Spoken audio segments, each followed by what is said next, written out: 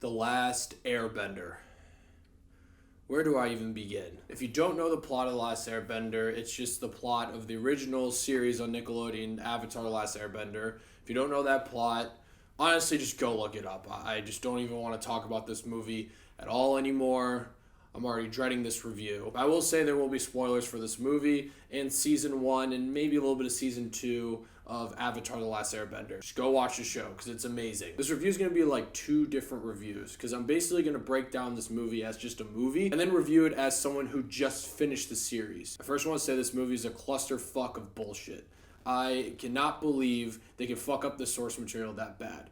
But put that source material aside, I'm going to review this as a movie first.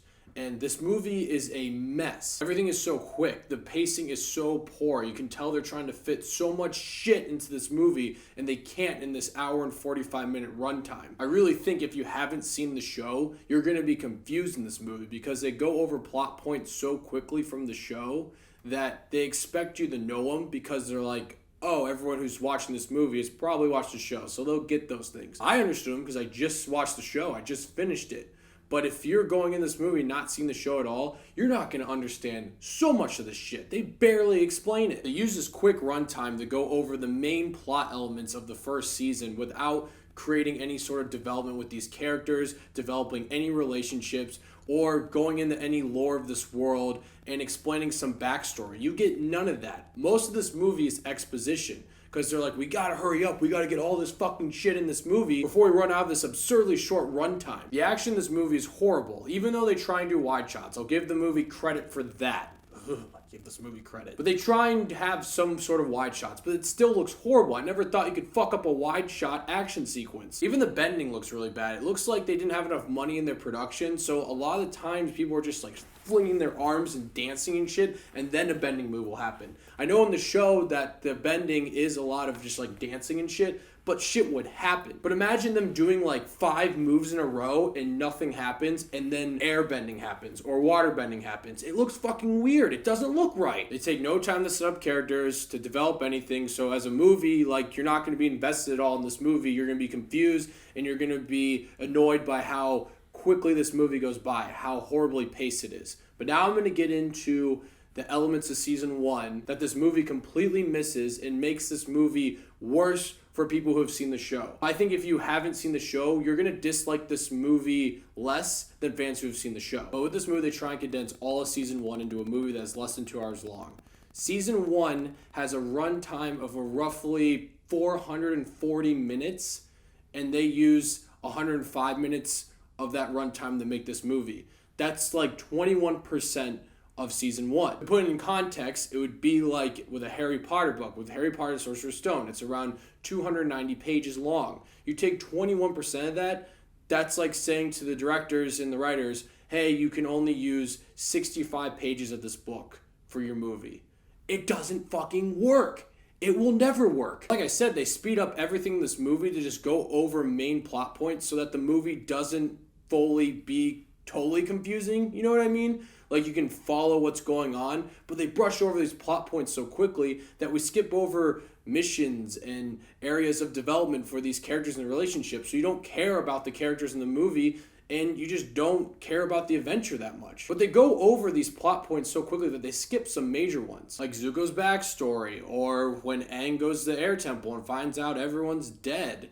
They go over Iroh's son pretty quickly, which I think that is in season 2. In season 2, they go over earthbending pretty well. But in this movie, they talk about earthbending. It's like Aang already knows how to earthbend. He doesn't do it, but he understands the lore behind it, which is something he didn't know until season 2. So even in this movie, they try and throw season 2 elements into this movie because they know if they're going to make a trilogy, they have to somehow rush everything. They even change very interesting plot points. Like in season 1, when Aang finds out about Sozin's Comet, he has to go to where Avatar Roku was and have that vision, and Roku explains to him what Sozin's Comet is. You find out about Sozin's Comet in this movie in the post-credit scene, and it's with the Fire Lord, and you see his face and you hear his voice, which is some intrigue that you would get all through season 1 and 2. You never got to see the Fire Lord's face. You barely heard his voice. Nope, in this movie, he's just walking around. You see his face. He just is a guy. He doesn't even feel like he's the Fire Lord. He doesn't feel like this all-powerful presence. One thing that changed this movie is firebending, which I will say I was interested by this idea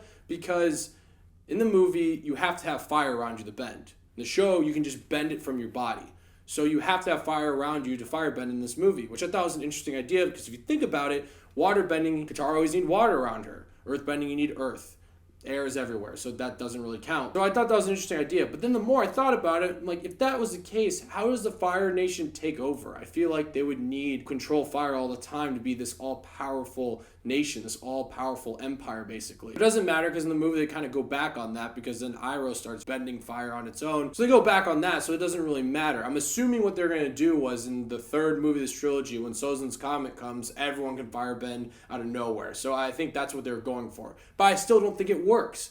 Interesting idea. I'll give them that for trying to, make it seem like it's like all the other elements where you need stuff around you, but still, it just doesn't work. Like I said, they don't develop these characters at all or their relationships. A lot of the episodes that you see where the development happens are just montages. And they also kind of change the plot. I don't really remember in the show Aang and Sokka and Katara starting a rebellion. They just kind of going town to town to get to their new destination so Aang can learn a new ability. I didn't feel like they were starting some sort of rebellion, but in the movie that's like a big plot point. They're starting the rebellion. It was just so quick. They're just montages, so you don't really care about the rebellion and you don't care about these characters. And I also feel like everyone in this movie was horribly miscast. Like, I feel bad for the actors and actresses because they were probably excited to be on a big budget movie. I mean, it's M. Night Shyamalan, like he's made great movies, so people were probably excited about that. But everyone is miscasted. And you can obviously tell M. Night Shyamalan doesn't understand the source material at all because none of these characters reminded me of the characters from the show. Like, Uncle Iroh is skinny.